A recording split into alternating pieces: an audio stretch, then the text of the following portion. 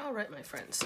So what we're going to do today is we're going to do a random shape type of thing. What you can do is like get a piece of junk mail, something that's like a little bit harder than paper.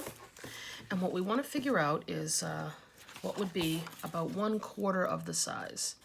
So actually, this looks to be about...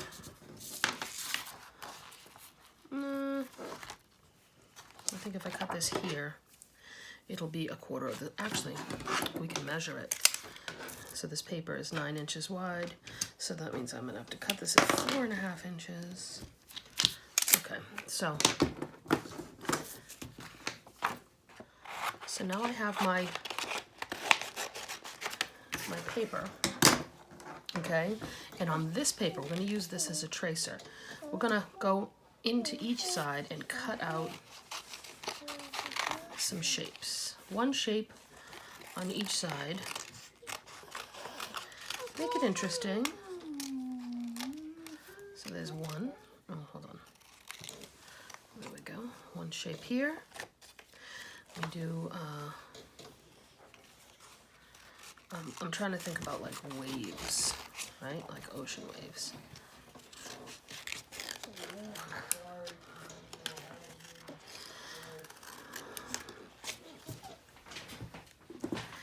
So I'm thinking about, what was I saying?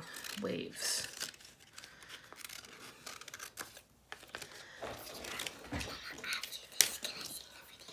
Yes, Hazel, after this you can see the video. So I have two like wave-like shapes.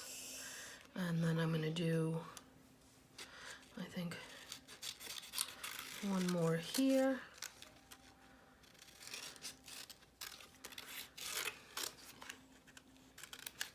And one more here. You can do any kind of shapes you want.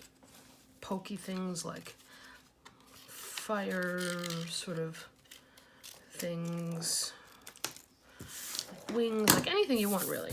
All right, so I'm going to take this shape and I'm going to put it here. You want to do a butterfly? I don't know what I'm going to do after this, Hazel.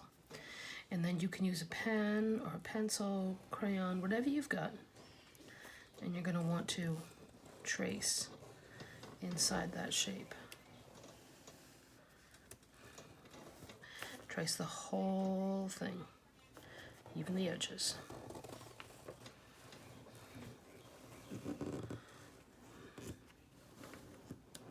Trace all of these shapes.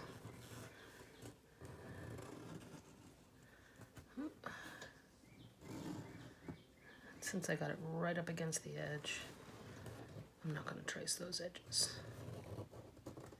All right, so now this is a little bit tricky. You're going to take this piece and you're going to like flip it over like that. Now, see how it came off the edge? Not a huge deal. I'm going to make sure that the edges are lined right up. And if it turns out that your tracer was too small, then you can just trace everything and then cut the trim the excess off.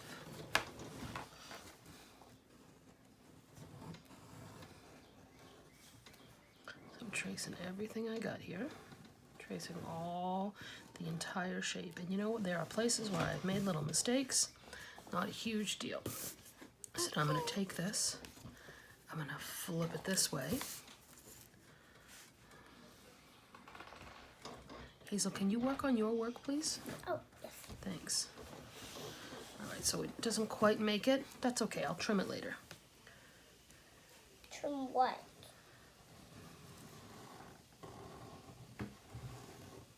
Trim what, Mama? Trim the paper. Oh.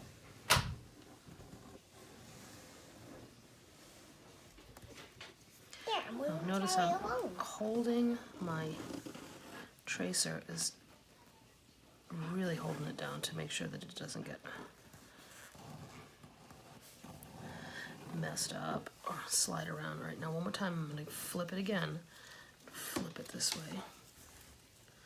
And if I've done it right, oh, it worked. And you know what? If it doesn't work, if it's not totally right, just do your best. Just do your best. That's all you can do right now, is your best. So when we do it this way, we end up with like an abstract shape. Abstract meaning it doesn't really have any meaning or anything. So that's a really interesting shape. So now that we've done that, we're going to do some color mixing. Not color mixing, we're going to add color. Oh, there's a little spot here. I made a mistake. I'm just going to wing it. All right. So I have this. Now I want to color. Now I have different sections.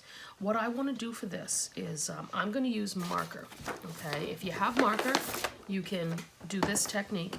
If you don't, use whatever you have. But we're going to color these shapes. Now I'm going to use contrasting colors. Actually, no, I'm not going to use contrasting colors. I'm going to use, it's called analogous colors. So when you look on the color wheel and you see that there are colors that are next to each other, like they're friends, analogous colors.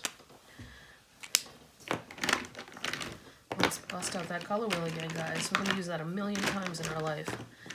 Red, orange, yellow, green, blue, purple, right?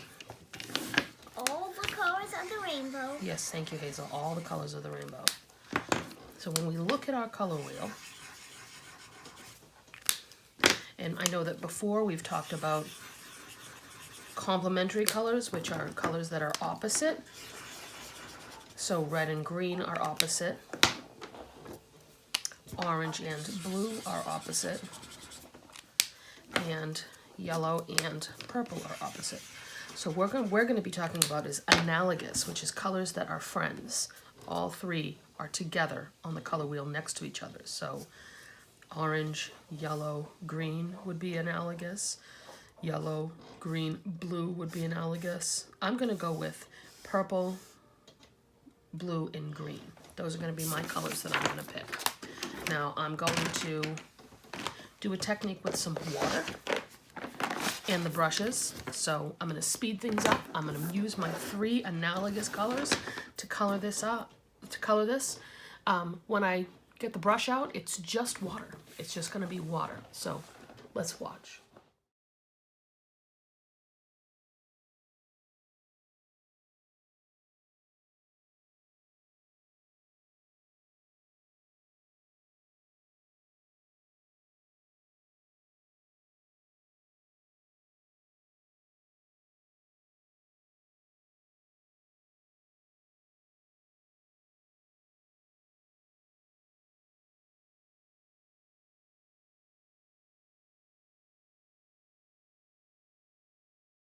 Okay, my friends, so that's our drawing / painting. The reason why I'm adding water into the marker is to show you that there are ways that you can take simple materials that you might already have and make them something slightly more interesting. If you don't have markers, use crayons. If you have 2 markers, use 2 markers. Use whatever you have. Sometimes we got to be creative with the materials we have. I don't know what everybody has in their house, but I just have some basic things, and it's kind of interesting to add a little bit of water to a marker drawing to see what happens. So that's it. Thanks for joining me. I'll see you next time.